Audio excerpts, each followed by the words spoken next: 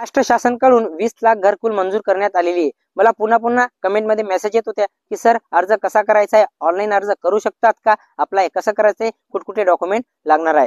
तर मित्रांनो, या व्हिडिओमध्ये आपण सर्व काही माहिती पाहणार आहोत स्टेप बाय स्टेप। मी चंद्रकांत पाटील तुम्हाला सरकारी योजनेबद्दल माहिती देत राहतो, तरी चॅनलला सबस्क्राईब करून घ्या आणि या व्हिडिओला जास्तीत जास्त लोकांपर्यंत शेअर करा। मित्रांनो, महाराष्ट्र शासनाकडून 20 लाख घरकुल मंजूर झालेली आहेत, पण या घरकुलाचा लाभ कोणाला मिळणार आहे? 2011 साली जो सर्वे झालेला होता त्या सर्वेमध्ये यादीमध्ये तुमचं नाव असेल तर नक्कीच हा लाभ तुम्हाला मिळणार आहे। ही सर्व काही प्रोसेस मित्रांनो ऑफलाईन होणार आहे, ऑनलाईन कुठल्याही प्रकारे प्रोसेस होणार नाही। ही सर्व काही फॉर्मची असो किंवा हे तुमचे डॉक्युमेंटेशनची असो, ही सर्व काही प्रोसेस ऑफलाईन होणार आहे। ऑनलाईन कुठेही तुम्हाला अर्ज करता येणार नाहीये। तर ऑफलाईन अर्ज करण्यासाठी तुम्हाला तो पहिली यादीत नाव चेक करायचं, तुमची यादीत नाव आहे का। ती यादी तुमच्या ग्रामपंचायतमध्ये किंवा पंचायत समितीमध्ये लागलेली असणार आहे। 2011 साली जो सर्वे झाला होता ती यादीमध्ये तुमचं नाव असेल तर यादीमधून तुमचं नाव आणि तुम्हाला पंतप्रधान आवास योजनेचा अर्ज घ्यायचा आहे। अर्जाची लिंक मी खाली दिलेली आहे, तो अर्ज तुम्ही डाउनलोड करू शकता। डाउनलोड करून त्याची प्रिंट काढायची, त्याला स्टेप बाय स्टेप व्यवस्थितरित्या अर्ज तो भरायचा आहे। अर्ज कसा भरायचा याची सुद्धा लिंक डिस्क्रिप्शन मध्ये दिली, त्या व्हिडिओमध्ये स्टेप बाय स्टेप सांगितलंय अर्ज तुम्ही कसा भरायचा आहे। अचूकरित्या तुम्ही अर्ज भरू शकता। त्याच्यासोबत तुमचं आधार कार्डचा झेरॉक्स, रेशन कार्डचा